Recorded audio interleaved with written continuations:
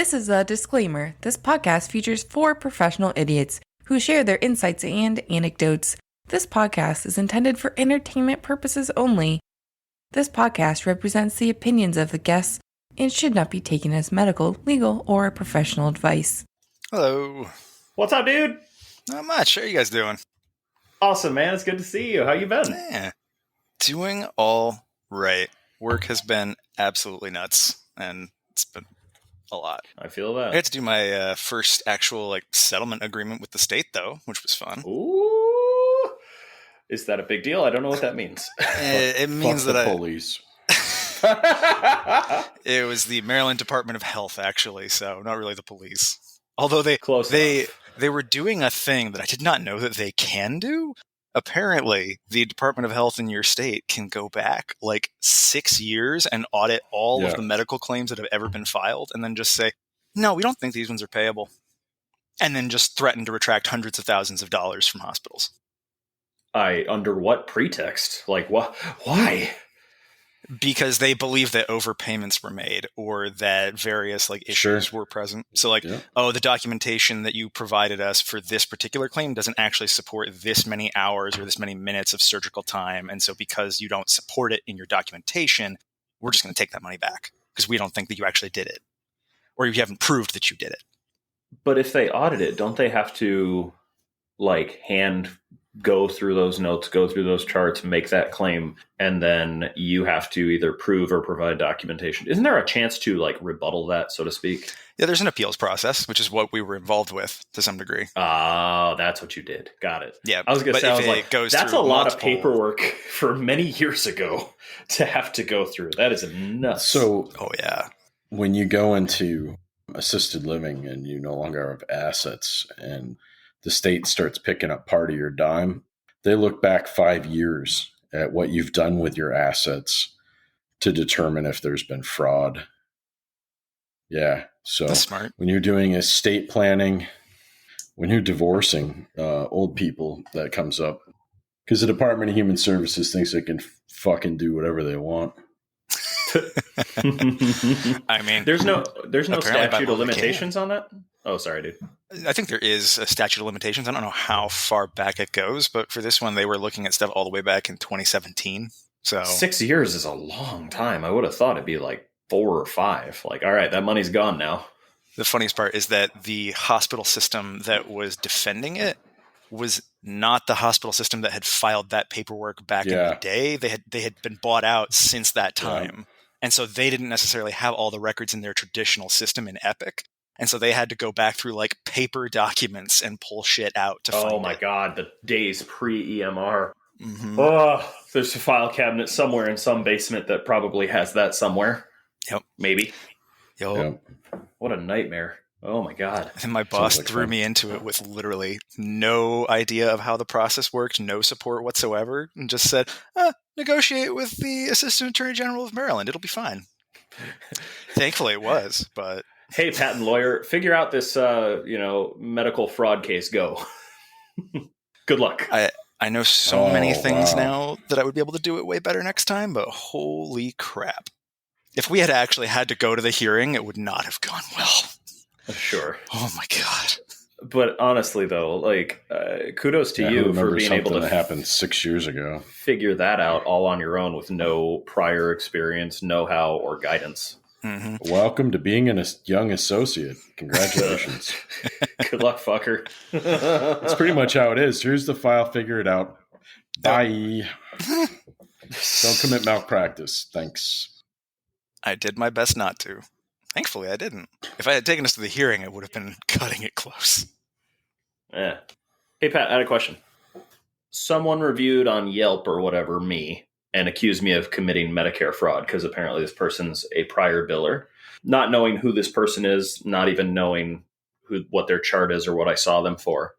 I already know I billed them correctly based off the information they provided in their review. Uh-huh. Is that defamation or libel? It would be libel and it would be defamation because it's not truthful. And if you could identify who that person was, you'd sue them. Or you'd have someone send them a nasty letter to remove the Yelp review. Otherwise, you're going to sue for damages. Because, I think there's only 3 reviews of me in like every doctor grading site because apparently they just copy and paste them across the board. 2 of them were 5 stars and one of them was 1 star. And this person says she was a medical coder who retired. And so coding is different now. The 2020 guidelines went into effect, so it's different. And she accused me of overbilling, of committing Medicare fraud. And in her information, like I'm assuming it's a she. I don't know why I'm assuming that. The person, I don't know who it was. Because you have an idea in your gut who it is? Probably. They say they had an acute worsening of a chronic condition. They went in and got x-rays done. And that automatically tells me that I billed it at moderate level, and that is correct. And they're like, oh, he overbills. He only spent 15 minutes with me, and then I would never recommend this doctor. I was like, okay, well, first off, you're right. You got 15 minutes. You got your 15 minutes. And they said something to the effect of, oh, he said last question and cut me off. I'm like, yeah, that means I probably spent 25 minutes with you of your 15-minute appointment and had to not cut out time from other people. So I was just curious what that looked like and if I had a case, so to speak. Yes. Not that it matters. If you know who it is. If you can identify that person, then you can have a sternly worded letter sent to them about how their statements are untruthful. And if they don't remove the Yelp review, that you're going to sue them for damages. Well, fair enough. I'm already drowning in work. It is not impacting me in any negative way. At least not that I can see. I guess you could make a case that it would since it's out there. That's libel, right? Because it's printed. It would be libel if this person told other people. That would be considered slander. So, what's the difference between libel and defamation? Libel and slander are both different types of defamation. Oh, okay. Slander libel is spoken. Is the written libel slander. Libel is. Yes, Jinx. I'm reading from my outline from Torts. So just give me a second there. Sorry. I thought you it's in my brain back. I thought you wanted tallied my Torts class a few years ago, so it's right up here already. I'm sorry, I don't have to read right anything. No, I have to pull it out of the data bank, put it up front, read it in my head, and then go, yes, slander's spoken, libel is written. Yeah, okay. Yeah. I was gonna say I saw you go into your mind palace and start sorting through file cabinets. I went and found the right bucket for that. My partner sued some people that put negative reviews on our site and got them to remove them. So because they were misstatements of fact. In fact, 6 of them that he either had served them or sent them a letter were never our clients, never retained us. So those reviews are now gone. I've got a fuck that guy story about that whole fuck that guy story that came out of all of that. But I think that's another episode idea I got to write down. Story time, where I just we should just ramble for a while and tell some crazy ass stories again. Well, that's the whole point of this podcast, right? It's just occasionally we talk about smart things. For the most part, I want to keep it light. I don't know what Dr. Ben's doing. He was the one who made us push it to 2, and he's not here. And it was Ben Janier that said he wasn't going to make it, right? Correct.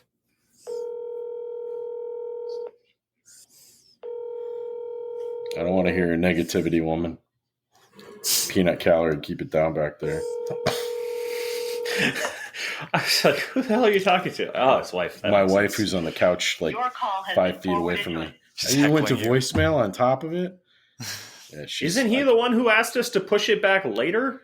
I was going to say we could all just kind of talk about what's happened since the podcast started. I don't actually hate that idea. I just wouldn't lead a season with it. And editing this is going to be a bitch. I'd rather do story time. Sounds like fun. I've got a couple that I haven't shared. We could do story time for this, I guess. I feel like I came prepared for this topic, though. So if we start and Ben joins as he is known to, I'm not opposed. I'm not entirely sure that I fully understand the topic for today. So things smart people should know. So what are this is almost like life advice kind of stuff. Okay. And so I was going to give it from a medical standpoint, but also just, I almost feel like it's kind of nebulous in terms of the topic. I'm thinking just more in general about, successful people and why they succeed. That's what smart people do, smart things. What separates someone who achieves their goals from maybe someone who doesn't? Not to sound too cocky or pretentious, but we are all successful people. No, I don't need that. Doesn't sound cocky or pretentious. It sounds accurate. Sounds accurate. Well, Muhammad Ali is not bragging if it's true. I lay claim to my thing that smart people should know. Get everything in writing. Oh my God! Save it for the episode. You take that. I like it. I want to lay my claim to it. God damn it.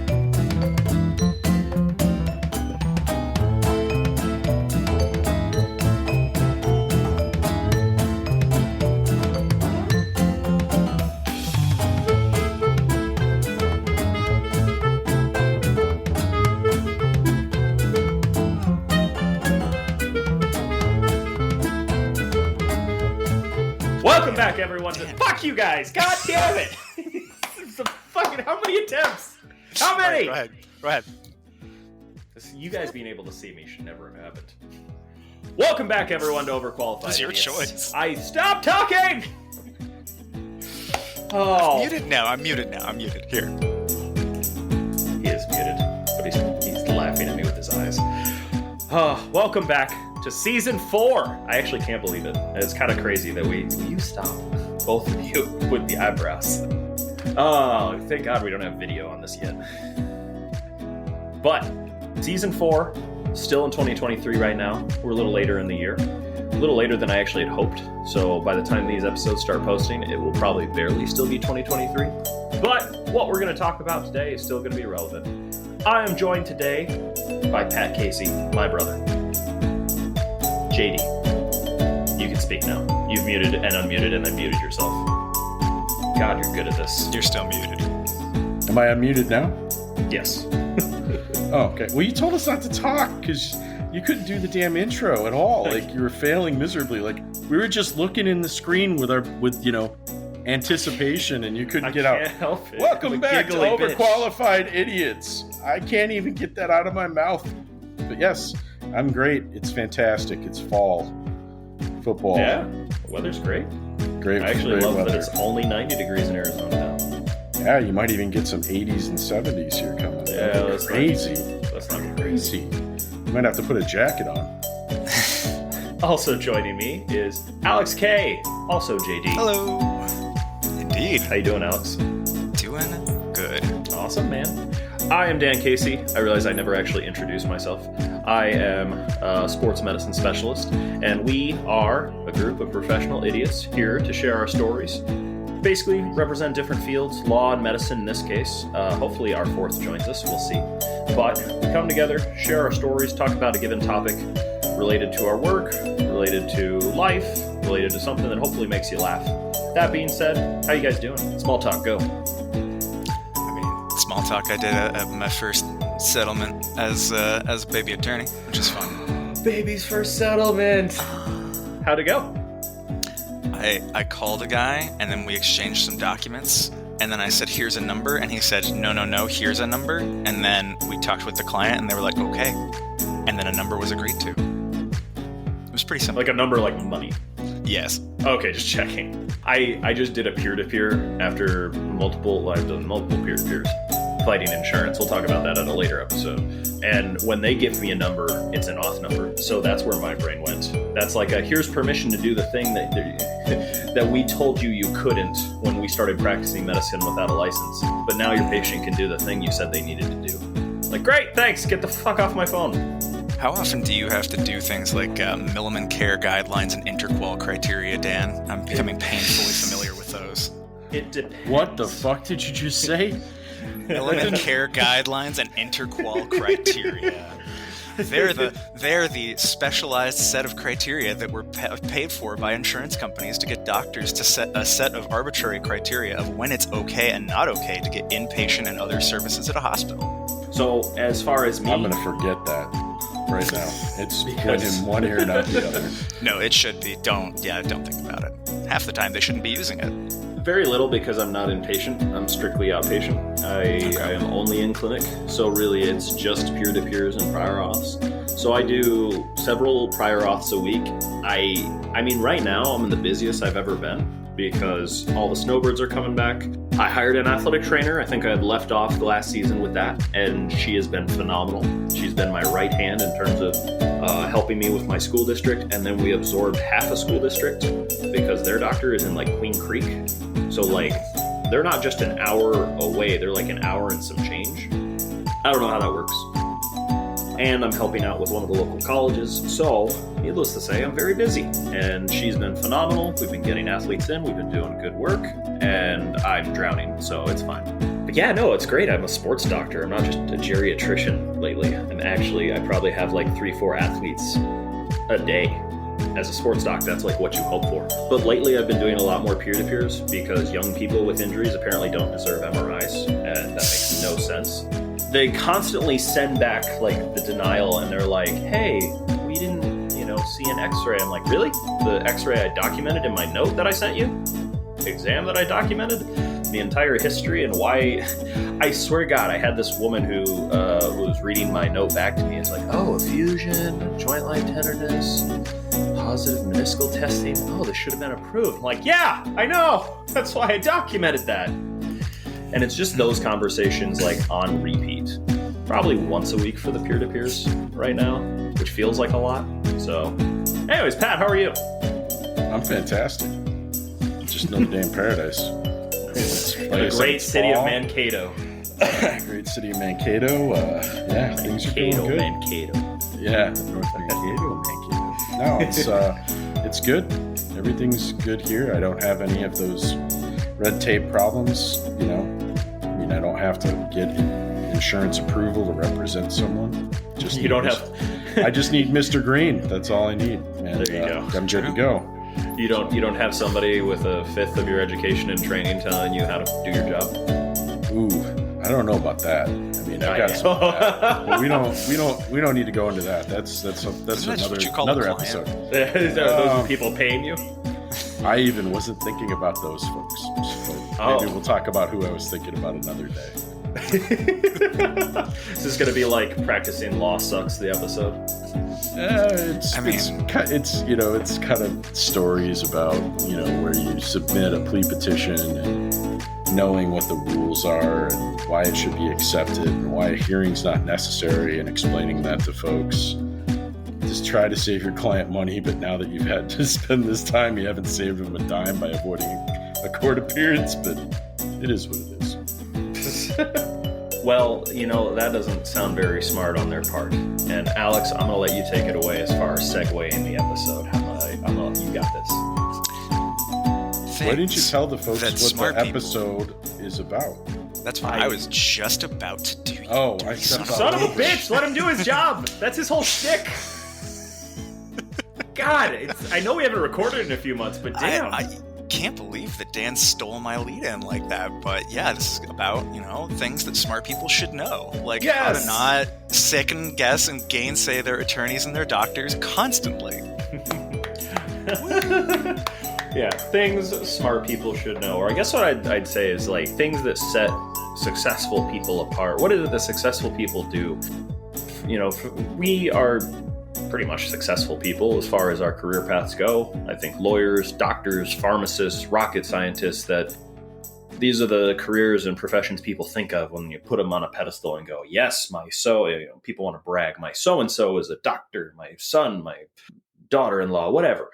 So what is it that we do? What is it that sets us apart? What is it that we bring that has helped us to attain our goals? And I figure we can give sort of our takes on that. You said one earlier, Alex, that I am going to let you take before I accidentally steal, because I had that on a list. I have like a notes. I put it on my phone, and thank God for Mac. I have all of my notes in front of me because my phone died. Yeah, I mean, it's not like a super funny or sexy thing, but it is just like the basic thing you have to do for so many things to make them work in the law and in everything else, really. Get it in fucking writing, guys. Just get it in writing. If you are making any kind of agreement or promise to do something for someone else and they're giving you something in exchange for it, put it in writing. If someone is agreeing to do something for you in the future and you need to be able to hold them to that to any degree, especially if it's a large company of any kind, they're just going to pretend they forgot. It's like, don't rely on their record keeping. Make your own record keeping too. And make sure that you get faxes. Make sure that you receive any documentation you're entitled to. Things like that. Like, ask questions. Like, you might feel like you're being a pain in the ass, but you are protecting yourself from the things that others would do to you. That is like the best defensive measure you have, is get it in writing. Yep. Always leave a paper trail. Do you have any instances or stories behind that? Because I actually have a couple. Oh, man.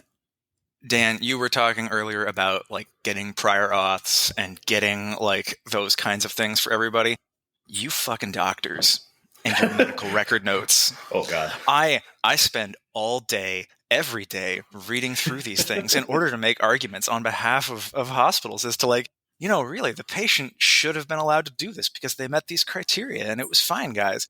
And then it's like the doctor saying like, oh yeah, the person totally had this problem. They had exacerbated COPD, that like, oh, they had like all this shortness of breath. We really needed to bring them in. And then I looked through the entire medical record, and did they write down the O2 saturation for that patient one fucking time, Dan? Did they put it anywhere in the entire medical record? No, they didn't. And you know what that means? God. It means the insurance will never pay in a million years, because they have special criteria that says, oh, their O2 sat has to be recorded as below 91% at least at some point. And because nobody wrote it down, it didn't happen. I'd be shocked that didn't happen, though. That's the crazy part. That's but weird. I totally believe it did happen. It certainly happened, but without a record, the insurance can just point at it and say, you didn't prove that it happened. God, that's such a, like, in my line of work in med school, we're taught document everything. If you don't write it in the note, it didn't happen. And that's like not how reality works. When I was deposed for the one case, I was like a brand new doctor, and I kind of felt like the lawyer was definitely like trying to teach me. It was a very interesting scenario where this very senior lawyer of her practice was like distilling down information in terms of like, it's my first deposition. This is what you should expect. And she goes, do you believe that if you didn't document it, it didn't happen? And I go, oh, well, yeah, that's how I'm taught to document. I saw her face just completely just darken. And she goes, that isn't reality. That is a fallacy. However, it still helps to make a case because, like you brought up, insurance and fraud and getting insurance to actually pay for something. But yeah, like I document a ton. I over document. I document so much that I usually end up behind in work. And I just have I always get nervous when I see those specialist notes where it's like a haiku. It's like one sentence, one exam finding, one like note of what the plan is going to be. And I'm like, oh, where's the imaging? Where's the assessment? Where's the full comprehensive detailed exam? My favorite is when sometimes I'll get patient was well appearing, and then the review of systems is completely blank in the medical record. They've got nothing in there, but then the diagnosis is something horrifying, and that's why they were there. and organ like, failure. How can I argue multi-system organ failure, and you're like, oh, hey, the on paper the patient's fine. Yeah. On paper, you didn't note that they have a massive ulcer that's infected in their sacrum area, and it's, the osteomyelitis. You didn't write down that they have a massive festering ulcer there, and nope. So everything in writing. Pat, sorry. You got any stories? Go ahead, dude. He doesn't do well with medical stuff. No, that's why I didn't become a doctor. Myself. I went to law school, not medical school. So for me, it's not so much me documenting it as, when I go to client meetings or when I talk to opposing counsels, that's when I make sure something's documented. So I have somebody else in the room when I meet with clients always that are taking notes. That way, if the representation doesn't go the way we had hoped it would, that we have, some memo for the file based on the advice we had given. And, the best way to get something in writing is to put it on the record in court, because there's somebody actually writing the damn thing down.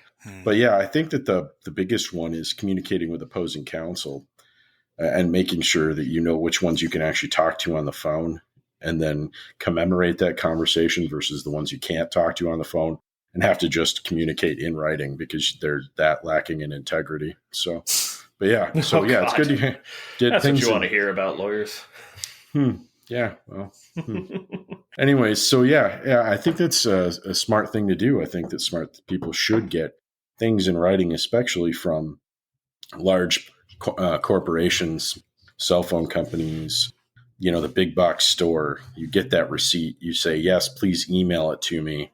And then you've got documentation. It's how I dealt with one of the big box stores when they failed to deliver something not once, not twice, but 3 times to get a full refund from them and not have some stupid restocking fee or anything like that. So, well, Pat, what would you give as advice? What would you say is something that you have made integral in, whether it was work, training, education, that you would say, this is how I found my path to success. This is something that I do. This is something a smart person does. Well, I've talked about a number of concepts that I think would be appropriate here, but I wanted to go off into a different direction than I normally would, and something that's kind of offbeat from even my own profession, which is financial literacy. Oh, you stole mine. Okay, go ahead. Hey, you should have called it before. You should have called it. That's okay. That's why I have like 5 things. I figured this was going to happen. We talk a lot about how I practice in criminal defense, but I do spend half my practice in family law. So I see people, on the one hand, I see people who are successful, and I see people who are even moderately successful. And the difference between the successful people and the moderately successful people are those that have financial literacy. They know how to put together a budget. They know how to manage debt or not have debt at all. They know how to invest and have invested, wisely over the course of their life. Unfortunately, now they're going to have to split all that stuff up, but at least they know they can. But at least they know that they know what they're doing, and they've still got time in their life to make up the difference in what they're having to share through the distribution of a marital estate. And then in my own personal life, I've always been so debt averse, both in my personal as well as my business, and being debt averse has led to significant success on both sides of that ledger. But finance. Hold on. Where's the media set? Hold on, I wasn't ready with the sound effects. Oh no. And if you don't have that, go ahead. The button, Dan. It made the sound, right? Someday. Maybe not today. I'm just someday. Slow. Did you guys hear the sound? Absolutely not. Oh, okay. Well, it's in the recording. Just pretend you heard a drum. Oh, okay. Funny. Anyways, I need a sound. I need what Rick Yee has. I need one of those soundboards. Oh yeah. That's what you need for Christmas. A soundboard. Got it. It's only like $500. It's fine. It's fine. For financial literacy and all that. For Christmas, I'll Venmo you half of it.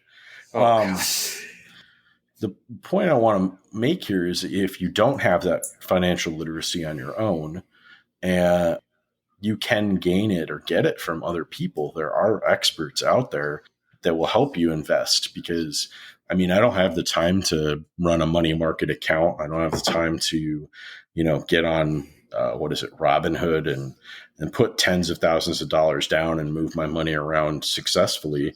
So I let someone else who I meet with on a regular basis manage those funds and continue to grow my money, so that at some point, before I die at my desk, I can actually go and enjoy something called retirement. You die at your desk. God. Right. I feel that in my bones right now, considering how much I'm working. Yeah, no, to backpack on that a little bit, it's just little things too. Like, I have learned that I don't know anything about money because we never had money. We grew up like lower middle class, blue collar family who were very debt saddled. So when it came to like financial literacy, I had to teach myself a lot of it. Even now, like, I'm new money. Like, it's completely new to me, having so much income, and really just putting it all in a savings account was like my first reflexive, like, don't touch it. Don't do anything with it. And then I teach myself, like, no, you got to use your money to make money. So I guess that's the only tidbit that I have to add on is like high yield savings accounts and CDs. If it's just going to sit there, it may as well be making you money. And I haven't touched into the investment world, but I will tell you, if you have a substantial income and you're a doctor or whatever, financial advisors will find you. That's one of the things that I get a lot of those cold calls and random emails of like, hey, do you need help? Like, not right now. I'm good, man. I don't know you. You're 12 years younger than I am, so that makes you in your early 30s. You should definitely be looking to have multiple retirement accounts with your We already expendable do. income. So we already do. Then that's financial literacy. You have somebody else doing it for you. Yeah, and that's with 100% okay. That's match, okay. Putting the max in, which I'm not even going to touch that money anyways. I don't need that much money. I make. I'm not gonna say the number. That leads me into another topic that I was going to discuss, if that's okay. I'm just going to cut over top of you. I don't care what you do. That's fine. Why don't you finish your thought there, Dan? Don't let Dan flaunt how rich he is. Just cut him off. No. Let me do this. Hold on. I think we make, I don't know how much we make, but I think we make 7 times more than our household income growing up for the 5 of us. So most of that ends up going towards future planning and basically I have never needed that much money. I give myself like an allowance of like $50 a week for that's my me money. That's what I get to spend on myself. Go ahead. That kind of leads me into the next point, which is don't care about what people think about you. You don't have to keep up with the Joneses.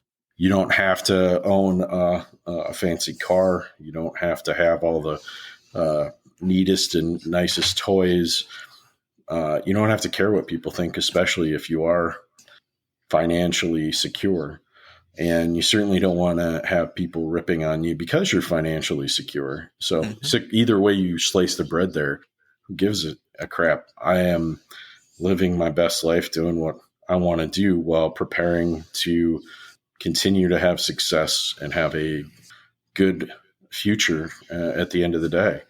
So why don't you go? I'm gonna hit that. That's my last real point at this point. Well, that's one I still struggle with, right? Like I've always still been that guy who just cares about 2 things, like everyone in the world and their opinion of me. So I'm still learning that. I have not learned that one. Like we did with the Rick E episode. I was like, I still care too much what people think. And so ultimately, I'll get back to you on that one. I got no answer for that. I don't care that I make money and that people know I make money. I'm a doctor. Yeah. I think people figured that part out a while ago. I think really what it comes down to is one little tangent sort of off of what you said that I think is important for people who come into money, people who end up getting money, is having money. And this is something I learned later, is having money will not make people like you. And that's okay. So flaunting money, having money, buying the expensive cars, at least not people you're going to want to give a shit about. It's not going to make people like you. So that was something I had to I learned from my wife more than anything else, is that having financial security is not going to make you friends. So I guess that sounds kind of in the same vein of what you said, that, don't worry what people think in terms of your financial situation. I just always try to support those I care about. Yeah, the only people that matter to me are my family and my very close friends. Beyond that, everybody else can think of me what they will, and that's fine. I'm still figuring out how to get that mindset. I don't think I'm that person yet. I figure I could add one that I don't think I've said one directly. I've kind of backpacked off what you guys have said, but I kind of already have hinted at it, is that I would recommend that you learn how to teach yourself something. Mm-hmm. That learning how to learn and how you best learn and what your methodology is. If you're a visual learner, great. If you're an audio learner, great. Whatever it is, figure it out about yourself. Learn who you are as that person. And then learn how to teach yourself concepts in middle school. Jumping off of that, Dan, not all things can be learned the same way, even for the same person. So some tasks or some types of things might be better learned visually, and some types of things might be better learned through listening or through other things like that. So knowing when to try a different learning style as well. Yeah, I definitely struggled making the transition from undergrad to med school, because I couldn't cruise anymore. I would cruise and get like C's and B's. I was like, okay, no, I got to shift gears here. I actually have to try and I have to teach myself how I learn best, because there is a plethora. There's 1,000 different apps, 1,000 different programs and classes and things. Anki and I can't even remember the apps that we had. One of them's plays off visual learners who use pictures to memorize things and make association. All these resources meant nothing to me. I tried them and I could never learn with them. So what I eventually learned was, if I have a first exposure before I'm talked at by a lecturer, it stuck for me. And so then I could teach myself the concept if I just had that first exposure, as opposed to being when you get the hard distilled information as a first round. So I would read our pre-class notes and then I'd go to lecture and it would work better for me. So like, I would just say to turn that all into summarization is that learn how you learn and stick with whatever it is and then adapt it to whatever situation comes forward. But that was something I could cruise through high school. I cruised through undergrad, and then med school. I hit a hard brick wall and had to change things up. I guess on that learning note is also to never stop learning. Yeah, that helps. Just not only learn how to learn best for yourself, but then never stop learning, never stop absorbing information. And that's not just in your field. From my perspective, that's also for me, pop culture is important. For me, no, I'm serious. Oh no, I know. I know where you're coming from. It caught me off guard for a split second. For me, pop culture, also knowing current events, all of those things are important. And I don't like to read, but I still read. You know what I mean? So you keep learning. And it doesn't have to necessarily be in your field. You can't read at all? Nope. I've made you have your scribe narrate your notes to you. God, I need a scribe so bad. That's why I'm drowning in work. But don't you have like a dictating app where you can just like talk into your phone and it just like spits it out? Yeah, but I still see like 30 to 34 patients a day. So if each note takes like 3 to 5 minutes with dictation, you can do the math on that. And every patient gets 15 minutes. Let's be honest, usually more. Then you can do the math. I take a lot of work home. Okay, he's starting to do the math. He's doing the math. Like 16-ish hours, sounds like. Yeah.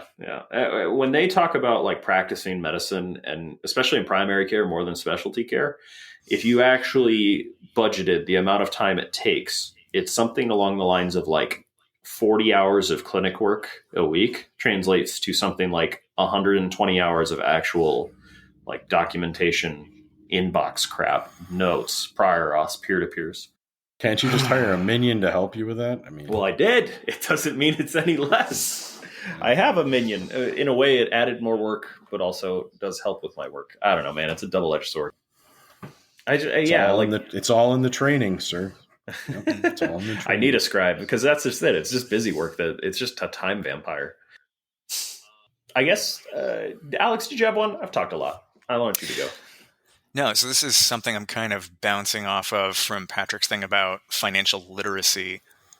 A lot of the time, I think something that I wasn't aware of for a long time, and for anybody who's interested even in starting something that you wouldn't traditionally even think of as a business, like this podcast. Like, no. Dan, I'm curious.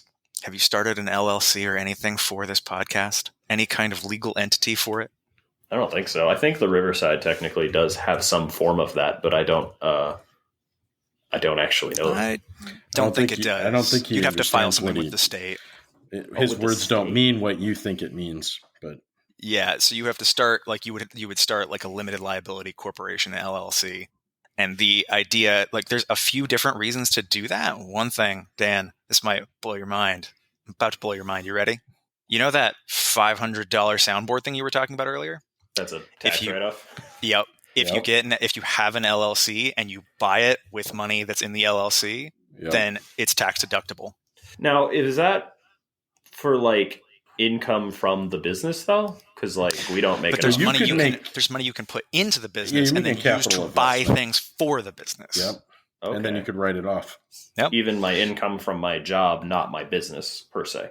Yeah, you could spend the money from your income, yeah. Sorry, most businesses that are created, Dan, aren't profitable for at least the first 3 years anyways. So you can operate at a loss for a certain period of time, and the federal and state government isn't going to get upset about it because, they know you're just starting out and you're investing your own capital into that business. So, fair enough. Okay, no, legal literacy / financial literacy all at once. No, knowing how the benefits of a legal entity doing things rather than you doing things. Also, like if someone like sued the podcast for the terrible, terrible things that we say, then it would mean that it only attacks the assets of the company unless there's some reason to pierce the corporate veil or other things like that. No, don't take my soundboard. It's new. Don't go to the pierce the corporate veil. You're just going to lose everybody. Oh yeah, no, I know. I'm going to lose, but yeah. Don't take my soundboard. I just got it for Christmas. He's just reading from his corporation's outline, just in like my head. yeah, Exactly. exactly. Very true. Yeah, I'm going into your mind palace. Yep. But yeah, no, oh man. There's a whole thing that they taught us in there about the reason that even partnerships are kind of the worst type of organization to have, but the reason you have to learn about them is that people accidentally make them all the fucking time. Not accidentally. They do it on purpose. They just don't know that they're being dumb by doing it. That's all. Exactly. Well, they don't know the legal consequences of the actions that they're taking. They don't understand that technically this podcast would be a partnership. We've all come together and made an agreement to work together to do this thing. And we know that there's some amount of money that in theory could come out of it. There's a bunch of different things here that it's just getting pretty close to being technically a partnership. It's It's a tacit agreement, but I suppose. Yeah. It's not worth the paper it's written on. I'm going to go ahead and bleep this out. But yeah, we have a total of $1.32 of revenue. Get your cut of the pie. Wait, why is it? Wait, we had $2. Where's that other amount go? What happened here? You didn't extract it soon enough, and Spotify took a cut. Maybe. I'm so confused. Where's the rest of it go? Didn't you use it to pay for some of the services? Did you take it out? I don't think so. Oh, okay. Unless maybe it did it on its own. Okay, maybe that's a feature I was not aware of. All right. Anyways, moving on. Yeah, financial. We should do that. Financial and legal. So distill all of that down into 2 sentences. Making your business, not yourself. Sue my business. Take my soundboard. Don't take my house. Yeah, exactly. I mean, that's the big thing. It protects your real assets. And all right. That's a good one. I learned something today. We should do that after this. So. It might not be actually worth it potentially. I mean, it costs, there's a filing fee for it, and we're small enough. Probably doesn't matter, but what's the filing fee? All right, you'd have to look it up. It depends on the jurisdiction you file in. And you can file in other jurisdictions even if you're located there. So you could make a Delaware LLC in about a half hour. Yeah, you can. Delaware would be the place to file. Yeah. Yeah. They have super low taxes. Favorable corporate laws. Oh, yeah. That's why half of all corporations in the United States are in Delaware. Oh, that makes sense. All right. Well, that's why I'm going to teach myself after this podcast recording. I think that also brings me to another point is how to admit when you don't know something, how to know how to look things up. And so a lot of people kind of get ideas in their head, like I had just 5 minutes ago, about something. And then that's just gospel truth to them forever until something proves them wrong or they're forced to admit that they don't have a correct take on it. So being able and ready to admit when you don't know something or don't have as solid a concept. Because what is that called? The Dunning-Kruger effect? Dunning-Kruger, yeah. It's Mount Stupid. You think you know everything about a concept. In reality, you know enough to hurt yourself or someone else. That's how leaving med school, I shook the hands with my mentor. And his phrase to me was, "Congratulations, you know just enough to kill someone now." It's what? Hold on. What? And it's you're in line. You got to move on. You got to go down the walkway now. You can't stand there and ask questions. So that's why we have residency. So you can learn not to kill people, or at least kill them less. So yeah, admitting when you're wrong. No, I think that's just it takes a special type of personality to admit when you're wrong or don't know something too. And in successful people, depending on what area you're talking about, many people don't fall into that category. I think there are many big egos and many in our fields, in other fields like ours, people just refuse to admit they're wrong about anything. And if you do that, Dan, then you don't learn from your mistakes. Ew. Because that's an opportunity. Right. It plays back on that, sure. But if you're not willing to accept responsibility for a failure and understand, try to analyze why you failed as opposed to placing blame on other people, you can't learn from your mistakes. You can't grow and you can't be successful. You're going to be stuck in that rut of the blame game, I think. of just externalizing all of your failure and somehow internalizing all of your success. See, that's the thing, is like when you outsource all of your negativity and try to lay claim to every one of your own successes. I think that's another thing, is like recognizing the shoulders you've stood on to get where you're at too. Like, we had hardworking parents who did a lot to instill in us very valuable lessons. And granted, there's some mixed bag to sort out there, but ultimately, our parents taught us how to work hard.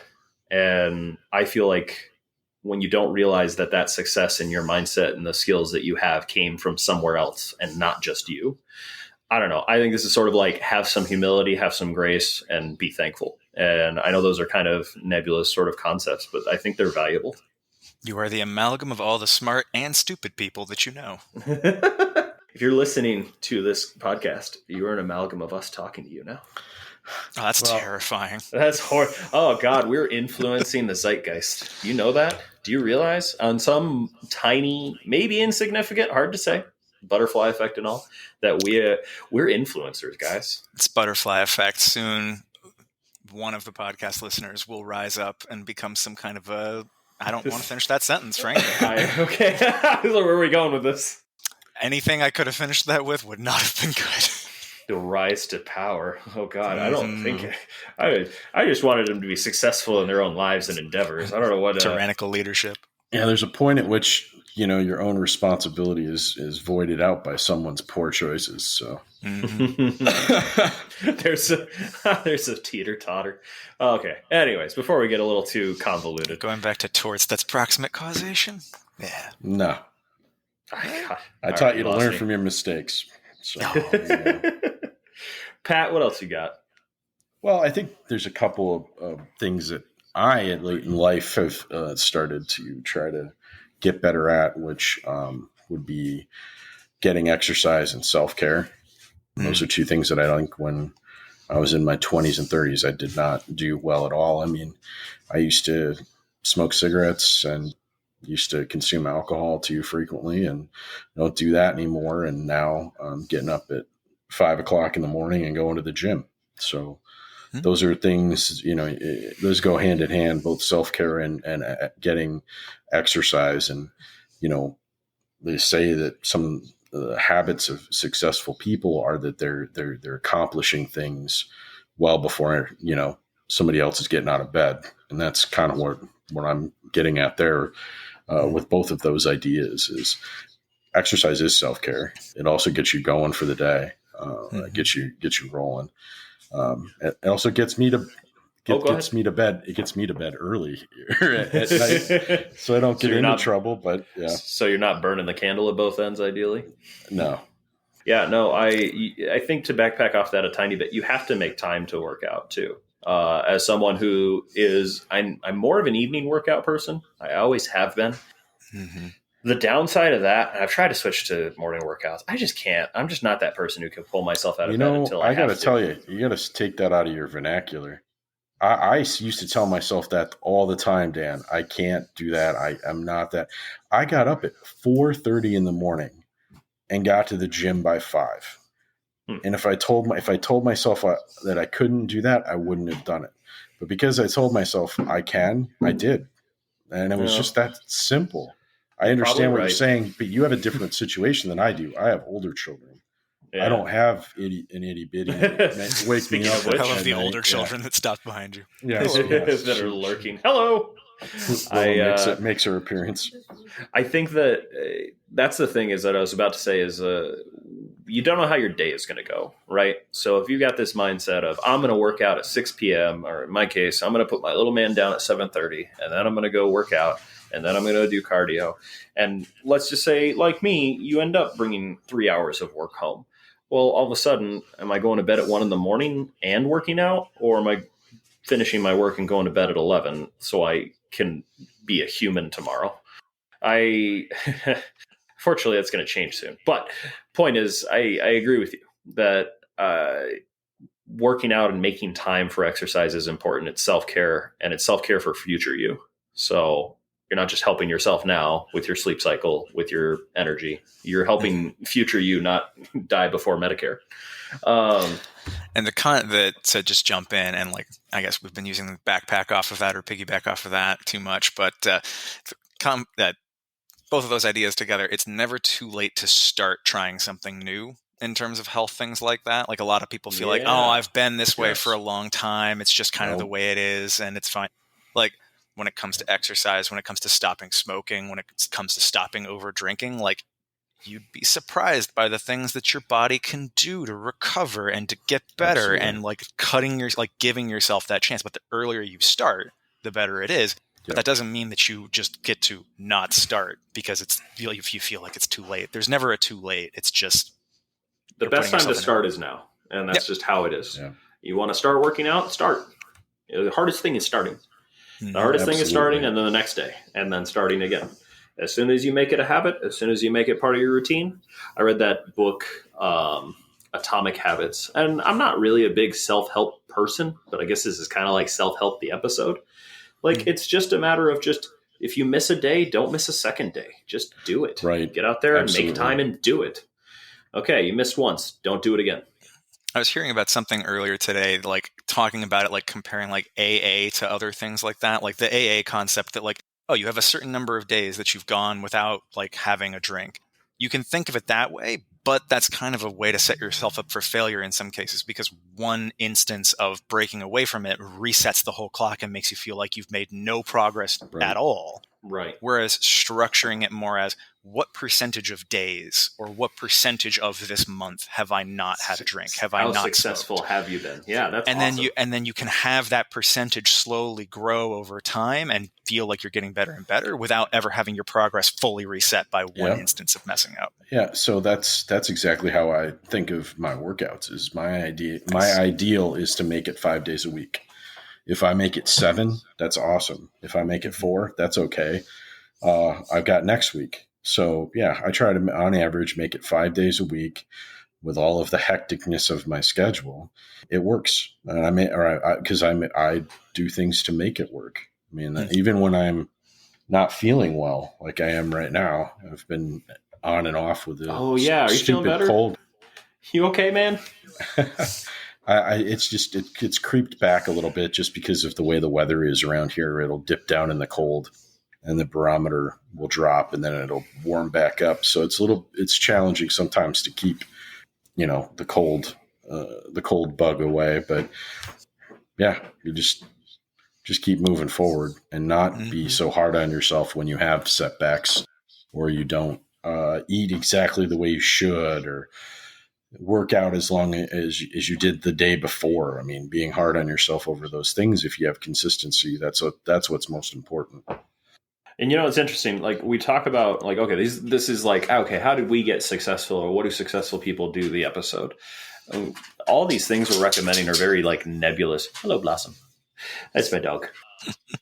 Very nebulous kind of concepts and more just like how to approach problems, things you should know about yourself, things you should do for yourself, and not talking about work itself, not talking about like the days in and days out. Because I feel like these are concepts and sort of approaches anyone can do for any job. So anything you can be successful in and sort of our approach to them. I think you guys, between backpacking on and piggybacking on and everything else that we keep saying, I've actually run out of things I'd written down. Did you guys have any more? Because I think we're getting close to time. You got anything, Alex? Going off of that getting stuff in writing thing, just patent law brain. I don't. If you have an idea, don't talk to someone about it unless you've got a very good reason to, and you get in writing what that reason is, and you might be able to get like an experimental use exception or like other things like that. But like, man, just like you got some like brand new invention idea, write it down somewhere. Do not just like start talking to all your friends and family about, oh, I got this cool idea. That can be held against you, and they can make it so that you don't get that patent. Oh, that's right. Who did you tell? Who did you tell a year ago?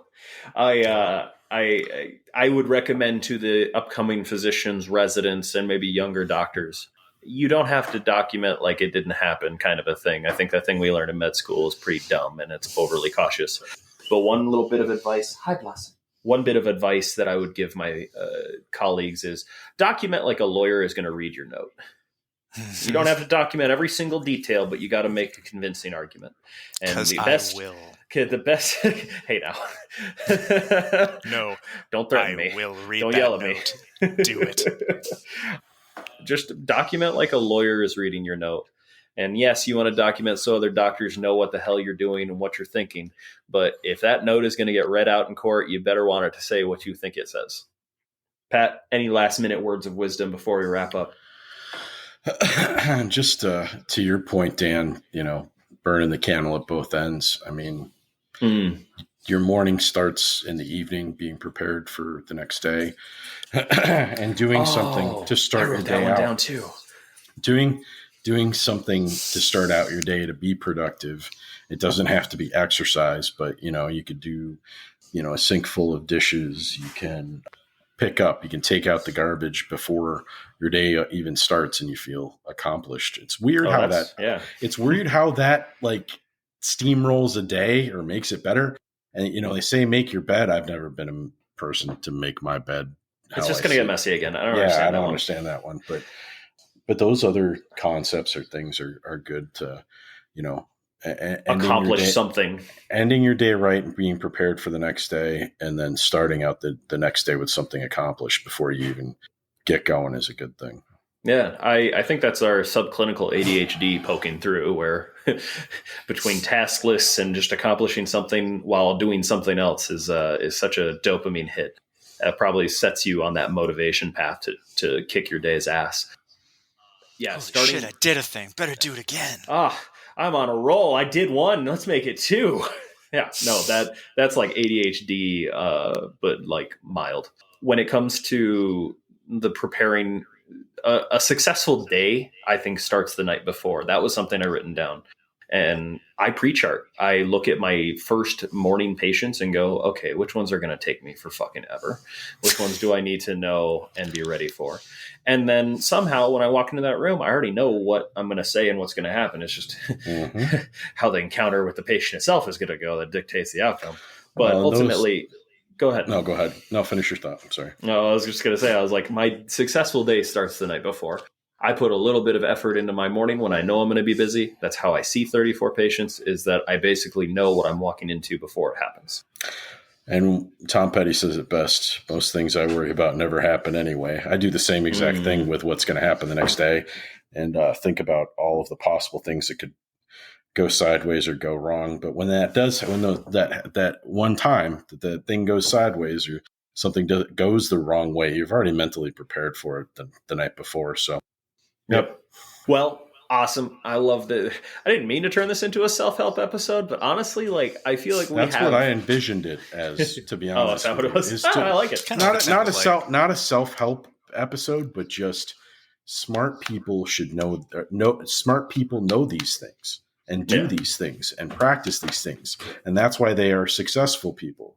And if you're a smart person and you're listening to this, because you're smart, if you're bothering to listen to our podcast for any meaningful period of time, then you can go from being, average, mediocre to, a success story.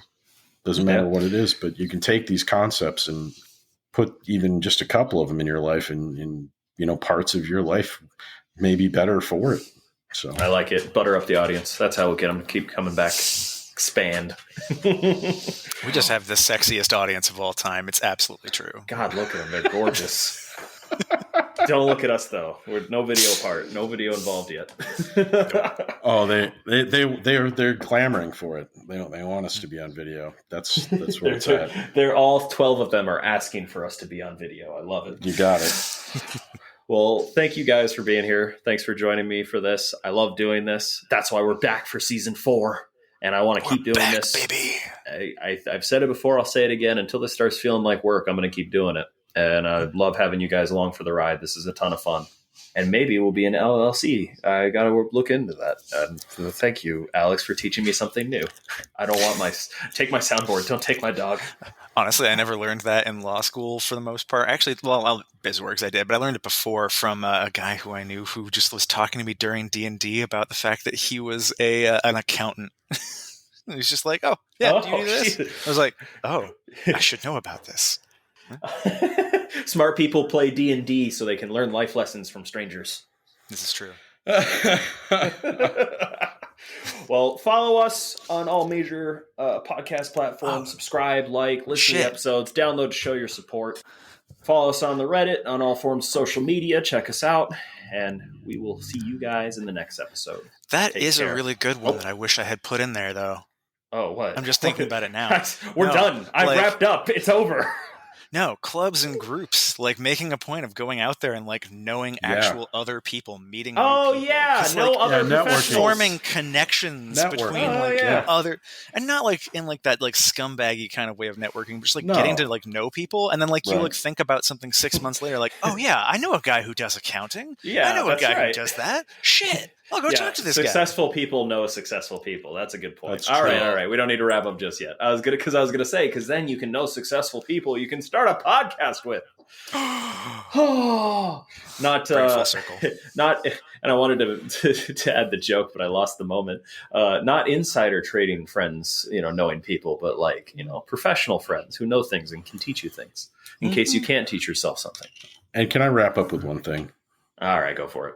Fuck you, Dr. Ben. Where the fuck are you? Yeah, fucking you made us record later and then didn't show up. You made my wife hungry, you son of a bitch. Yeah, you son of a... 6 o'clock here. Like, she eats at 5. Well, thanks for being here, guys. All right, well, let's not make your wife any madder.